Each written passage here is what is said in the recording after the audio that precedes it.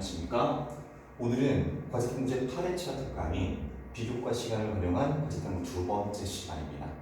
지난번에 비교과 첫 시간에서는 자율탐구 활동과 교내대회 도전을 통해서 어떻게 과제탐구의 주제를 발견할 수 있고 다양하게 활동으로 연결시킬 수 있는지를 배웠습니다. 오늘 그 두 번째 시간으로서 동아리 활동과 계열 적합성 또는 전공 적합성에 대해서 살펴보도록 할 예정입니다. 다 함께 목차를 보도록 하죠. 첫 번째 목차입니다. 동아리에서는 발표만 하지 않는다. 그렇죠. 함께 주제를 찾고 토의하고 아이디어를 고민하는 과정에서 발표로만 끝나지 않고 그 다음 활동에 원인을 제공하게 됩니다. 두 번째 목차입니다. 학업 역량과 전공 적합성을 키워주는 창체 동아리 활동이죠. 저 전공 관심도가 어떤 의미로 그 배움식을 쌓게 해주는지의 사례가 나와 있을 것 같고요. 세 번째 목차는 발전 가능성과 도전 정신을 키워주는 자율동아리 활동의 사례를 살펴보도록 하겠습니다. 동아리에서는 발표만 하지 않습니다. 왜 그럴까요? 2020년 자율동아리 활동 운영 계획 내용입니다. 스스로 탐구하고 문제를 해결하는 자주적인 태도를 기른다고 적혀 있습니다. 그러면 공통 관심사를 가지고 함께 활동하기를 원하는 소수 그룹의 인원들이 모이겠죠. 그 스스로 선정한 자율동아리 어떤 지도교사를 통해서 관리를 받고 피드백을 받을 것이고요. 그리고 세부 활동 계획서에 따라서 스스로 연구할 수 있는 기반을 마련하게끔 되어 있습니다. 그럴 때 최종 보고서로 이 팀이 추구하고자 했던 탐구의 필요성 또는 탐구 문제, 원인 해결 방안, 결과나 결론 등을 함께 짜임새 있게 발표도 하고 저로 산출물을 내서 느끼점을 통해 더 궁금한 걸 찾아갈 수 있는 것이죠. 자, 한 가지 예로요. 나의 꿈을 발표하는 UCC 제작하기 활동이었습니다. 수업 시간에 들었던 내용은 아마 통합사회 시간이라든가 통합과학 시간인 것 같은데요. 슬로우 시티의 특징과 우리 동네 적용 방안, 아마도 이제 도시에서 발생하는 여러 환경 문제였겠죠. 그럼 토론 동아리에서 도시 재개발은 시민의 삶의 질을 높이는가에 대해서 찬반으로 나누어서 토론할 수 있고요. 이거에 대한 근거를 찾고자 참고한 자로서 온라인 대학 강의 중에 하나인 K오프 동아리에서 시민을 위한 도시학개론 또는 테드 강연에서 검색한 걷기 좋은 도시를 만드는 4가지 방법 등을 참고해서 자신들이 토론할 때 내세울 근거로 활용하게 되어 있습니다. 자, 모의유인 동아리 신청 사례입니다. 앞에서 봤듯이 동아리에서는 발표로 끝나지 않기 때문에 과제탐구 형태는 다양하게 존재할 수 있고요. 그렇다면 모의유인 활동의 포인트가 유엔 대선 활동 그 자체일까요? 아닙니다. 그 모의 유엔 대선 활동을 준비하기 위한 사전 준비와 사후 활동이 더 중요하다고 볼 수 있죠. 주제를 선정하기 위해 학생들이 모의 유엔을 통해 해결하고 싶은 주제를 선정하도록 하겠습니다. 자, 그럴 때 대학들은 그런 과정에 대해서 어떻게 평가하고 있을까요? 어느 대학의 박 팀장님의 답변입니다. 동아리 활동을 대학에서는 어떻게 평가하나요? 라는 답변인 건데 다 같이 보도록 하겠습니다. 전공 적합성이라는 측면에서 너무 한쪽으로 치우친 활동을 하기보다 다양한 활동 속에서 조금 더 주도적인 활동을 하는 학생을 보려고 한다라고 답변했고요. 또 다른 답변으로는 관심 분야와 관련한 다양한 활동도 넓게 봤으면 하는데 아무래도 전공 관련 활동이 교과 활동보다는 비교과 활동에서 더 표현할 수 있는 거기 때문에 이 동아리 활동을 통해서 무엇을 할 수 있을까? 또 동아리 활동이 결국 진로에 맞춰줘야 되는 것은 아닐까? 이렇게 생각할 수도 있다는 얘기죠. 그래서 정리하면 전공 적합성 여부를 판단할 때 제일 중요한 것은 해당 관련 교과 성적이고 그것을 활동단으로 쪼개보면 학생 스스로 무언가에 도전하고 보여줄 수 있는 활동은 동아리 활동이다라고 답변했습니다. 자, 동아리에서는 발표만 하지 않는다 내용을 정리해보면 첫 번째, 다 함께 동아리 활동의 운영계획서를 작성해보자. 운영계획서를 작성하면서 어떤 주제에 대해 탐구 보고서를 작성할 것인지 아니면 학술제를 이어서 함께 토론하고 토크쇼를 할 것인지 또는 연극이나 UC를 만들어서 어떤 배운 지식을 알게 된 지식을 공유할 것인지에 대한 결정을 하게 되겠죠. 공통된 진로 분야나 관심이 가는 이슈 등을 함께 토의해보자 라는 방법과 동아리 활동 기획 안에서 스스로 탐구하고 문제를 해결해보자 라는 실천, 저 두 가지가 중요하겠고요. 계획을 세우고 주제를 토의하고 탐구 과정에서 배운 점들을 공유하면서 함께 성장해보는 것이 동아리 활동의 의미를 하겠습니다. 그래서 대학은 어떻게 평가하나요? 학생 스스로 뭔가를 보여줄 수 있는 활동을 동아리 내에서 실천해보자 라는 뜻입니다. 두 번째 목차입니다. 학업 역량과 전공 관심도를 키워주는 창체 동아리죠. 다른 말로 하면 정규 상설 동아리겠고요. 한 가지 예를 보겠습니다. 고딩 앤 코딩이라는 동아리 명이 되게 독특한데요. 아마도 코딩과 프로그래밍이 적용되기 때문에 그 부서 소개를 보면 3D 모델링과 아두이노를 이용한 창의적인 발명품을 제작하고자 하고 그런 다양한 프로그래밍된 언어를 공부함으로써 그걸 접목시켜 보겠다는 융합과학 동아리의 활동 목적이 남아 있습니다.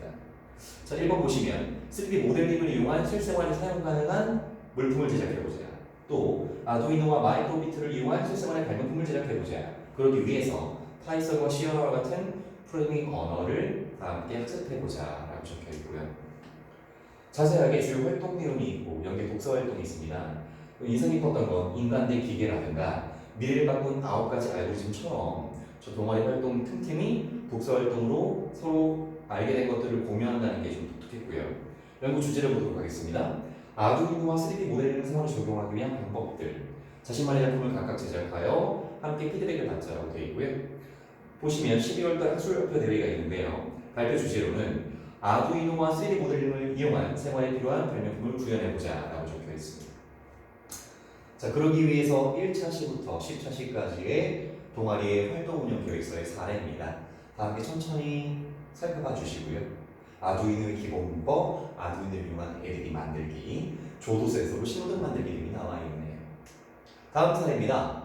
이번에 과학 독서 토론반이라고 적혀 있고요.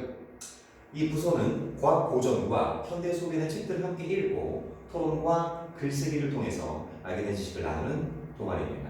활동 목표를 보면 과학 고전과 독서 활동 이후 토론과 글쓰기를 통해 미래 시대를 읽어내는 눈과 감성을 키우고 의사소통 능력을 키우고 싶다라고 되어 있고요. 그렇기 때문에 주요 활동 내용은 과학 도서 중에 고전을 찾아내어 수준에 맞는 책을 함께 읽어보자라고 되어 있고요. 두 번째, 읽을 내용을 토대로 깊고 넓은 이해를 위해 모두별로 토론해보자라고 적혀 있네요. 그리고 마지막이 제일 중요하죠. 삶의 의미를 글쓰기와 연결하여 말과 글과 삶의 연결고리를 찾는다라는 목적이 적혀 있고요.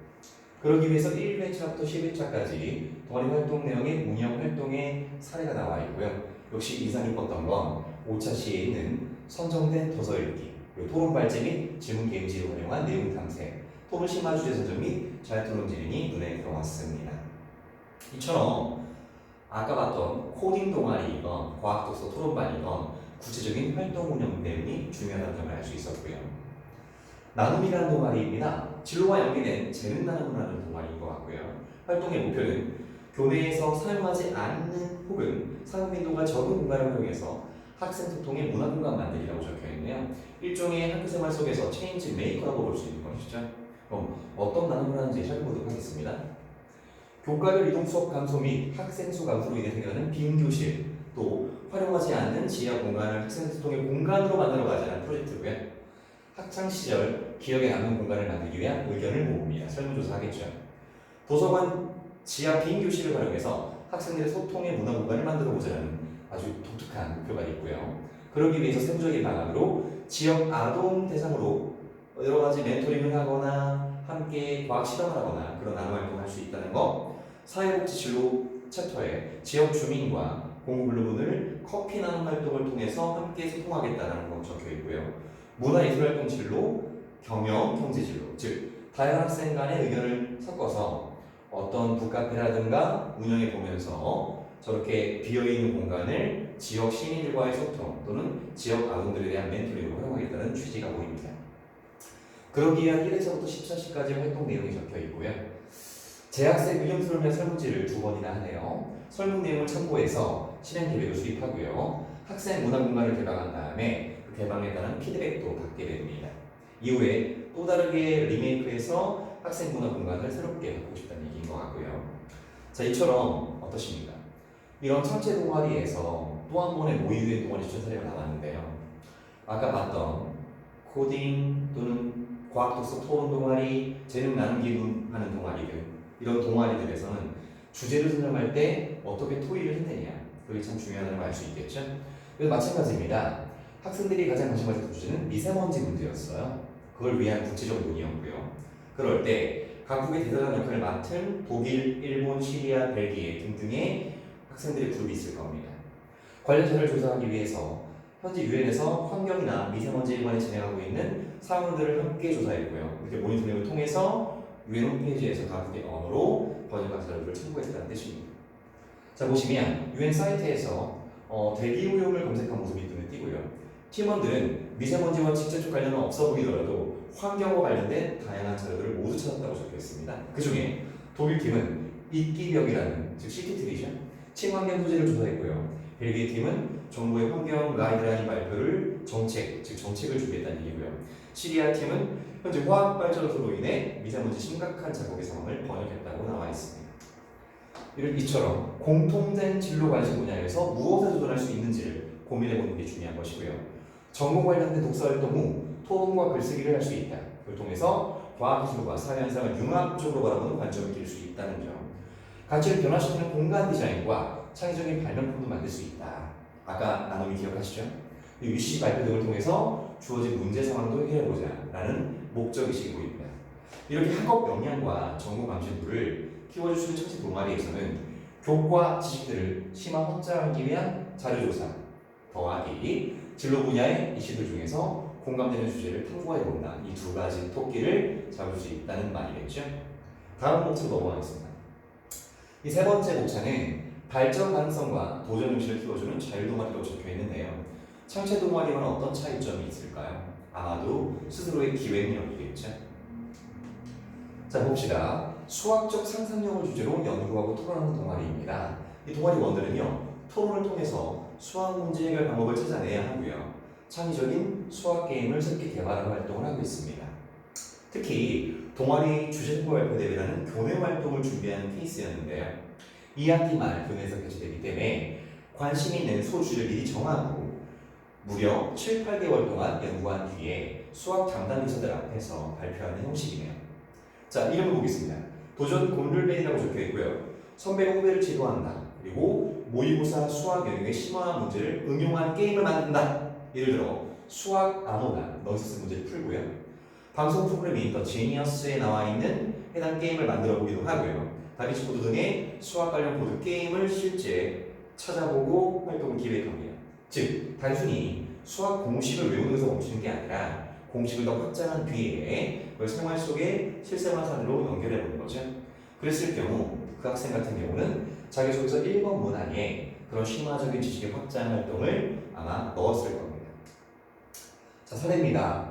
카이스트와 연세대 컴퓨터 학교에 합격한 이 학생이고요. 자기소개서 2번 문항에서 가장 인상 깊었던 일의 사례도 봅시다. 동아리 원과 주제 탐구 발표 대회를 준비한 경험, 또 확률에 관한 오해와 진실을 주제로 발표 준비한 경험, 동아리 부장으로서 발휘했던 협동식, 팀워크를 강조했네요. 아무래도 인상 깊었던 활동이었기 때문에 많은 성장과 도전과 소통을 했던 경험을 끄집어낸 것 같습니다. 두 번째, 원땡땡 학생인데요. 서울대 치리학과를 합격했네요. 자기소개서 1번 문항의 사례로 봅시다. 문제 해결 능력과 지적 호기심의 확장을 드러내기 위해 일반인의 직관과 배치되는 생일 문제, 역시 확률 통계 문제겠죠? 이거에 대한 호기심을 자신의 어떤 문제 해결 능력으로 드러냈네요. 자, 이처럼 아까 봤던 수학 자율 동아리에서 본인이 실제 문제를 접근해보고 그걸 생활 속의 문제로 토의해보고 동아리 원단한테 피드백을 받는 과정을 자기소개서 문항으로 접목시켰던 만큼 이번엔 과학 동아리입니다. 심화 활동을 희망적으로 구체화한 케이스인데요. 과학 시험을 설계하고 시작하는 모든 과정을 학생들이 직접 합니다. 즉, 심화된 과학 시험이 포인트일 것 같고요. 이 과정에서 알게 된 과학 원리를 연극이나 노래 등 다양한 방식을 활용해서 주변에 나눈다고 적혀 있네요. 동아리원과 소통하며 리더십을 부각시켰고요. 자, 봅시다. 기계공학과에 합격한 김 학생인데요. 축제에서 음파와 공기 역사의 관계를 보여주는 장치인 루벤 스튜디오를 설명했다라고 적혀 있어요. 그 루벤 스튜디오는요, 소리 진동수에 따라 불꽃의 높낮이가 달라지는 장치인데요. 이 루벤 스튜디오의 원리를 쉽게 전달하기 위해서 선배와 함께 직접 기타를 치면서 노래했다고 적혀 있어요. 이렇게 인상 깊었던 경험을 자기소개서 3번 항목에서 리더십을 어필하는 어떤 소재로 활용했습니다. 참 독특하죠. 자, 그거에 대한 사례네요. 정전기를 일으키는 장치인 반덴그래프를 실험 주제로 선정했고요. 제작하는 데 필요한 재료를 직접 구매했다고 적혀있습니다. 고전압으로 원자핵과 전자를 분리하는 장치이고요. 이 퓨저를 실제로 보여준 거죠. 이렇게 화면을 통해서 볼 수 있고요. 진공 펌프로 공기를 빼낸 다음에 무려 12,000V의 고전압을 가하면 기체의 원자가 원자핵과 전자로 분리되는 플라즈마 현상을 구현해낸 것 같습니다. 자, 그 다음 사례입니다. 생명과학 연구반에서 교과 시간에 배우지 못한 부분을 해석하고 있었다고 적혀 있어요. 그래서 보건환경 프로그램을 통해서는 보건 상식과 의료 행정 절차에 대한 조사와 탐구를 진행했고요. 그러기 위해서 이 친구가 본 강의가 KUCW의 어떤 강좌 내용인 것 같습니다. 그럼 실제 동아리 활동 내용은 어떻게 적혀 있었을까요? 자, 나노셀룰로스 기술의 생체에 의한 나노 복합질 개발 등에 활용되는 것을 동아리 발표 주제로 정했다. 그래서 최근 핀란드와 스웨덴, 미국, 일본에서 IT와 총의를 접목시킨 어떤 복합질 개발 연구가 진행 중임을 학습하게 되었고, 생물학적 센서를 가진 바이오액티브 종의 원리를 특징과 한계점 등을 동아리 부원들과 함께 홍보했다고 적혀 있어요. 이처럼 교과적인 지식으로 절대 뛰어넘을 수 없는 자신의 호기심, 발전 가능성, 그런 것들을 보여주는 거죠. 자, 이번에 인문사회 계열 케이스인데요. 일본은 지리적으로 가깝지만 문학으로 따지면 매우 떨어져 있는 나라이기 때문에 자막이 제대로 된 경우가 없다는 문제 제기를 접하게 됐습니다. 저런 문제의식을 갖고 친구들과 함께 모여서 바로 일본어 발음 번역 자율동아리를 기획했네요. 즉 이거죠. 학교 수업 시간에 만났던 어떤 문제 상황을 해결하기 위해서 실제 친구들과 한국과 일본 언어 사용을 통해 알아본 문화 차이를 주제로 탐구 보고서를 작성한 일본어 발음 번역 자율동아리 사례입니다. 자, 그 다음 본인의 관심 분야에서 좀 더 문제 해결을 쌓아가지고 인구 구조의 변화를 주제로 일본과 비교한 한국의 청년 실업 해결책을 탐구했네요. 한 가지 주제로 멈춘 게 아니라 본인이 관심 있는 일본어 문화 그리고 일본어 컨텐츠에 대한 번역을 토대로 청년 실업이라는 좀 더 심화된 문제를 만나게 된 케이스네요. 1월 일본학과를 지망한 학생이 일본 영화를 감상하려고 하는데 자막이 엉망이었다라는 문제 자막이었고요. 두 번째 예시는 자, 또 다른 사례입니다. 각 지역별로 도시공간 내 미세먼지 변화 영향을 미치는 요인들을 조사했다. 책을 참고했고요. 책과 함께 다큐멘터리를 봤죠. 이 과정에서 프랑크푸르트처럼 도시환경공학 전문가들이 바람길을 고려해서 건물과 공원등을 디자인한 사례를 알게 되었네요. 저렇게 알게 된 것들을 가지고 실내 공기 오염 물질 측정과 원인 분석을 동아리의 실험 주제로 정할 수 있었답니다. 바로 이런 케이스인 거죠. 한 번의 성취 경험으로 이미 실천했던 다른 분야 활동 중에서 또 다른 과정의 주제를 고민해본 자율동아리의 사례이겠습니다. 자, 발전 가능성과 도전 정신을 키워주는 자율동아리 함께 정리해볼까요? 도전 정신을 드러낼 자율동아리를 기획해볼까? 기억하십니까? 수학적인 문제들을 삶 속에서 토론 주제로 게임 주제로 갖고 온 아까 수학 동아리 그리고 과학 동아리의 심화된 과학 실험들을 기억해 주시면 좋을 것 같고요. 정규 동아리 활동 중에서 좀 더 보완하고 싶은 주제들을 찾아보자.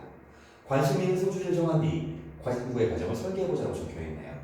역시 아까 봤던 그 학생들의 사례가 떠오릅니다. 예를 들어 어떤 과학적인 현상을 연극이나 노래로 표현한다. 또는 그런 심화된 실험을 통해서 동아리 부원들과 토의했다는 가정하기예요. 자율동아리 활동 기록은 동아리명과 활동 시간 등 딱 30자에게만 기재가 가능합니다. 바로 2015 개정 교육과정과 함께 학생부 기재사항이 변경되었기 때문인데요. 즉 어떤 역할이었냐, 어떤 탐구 주제였냐가 중요하겠죠.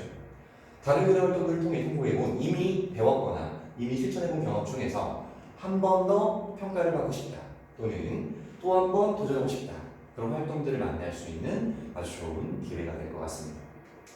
자, 이제 오늘 비교과 시간을 활용한 과제 탐구 활동 그 두 번째 시간을 정리해 보도록 하겠습니다.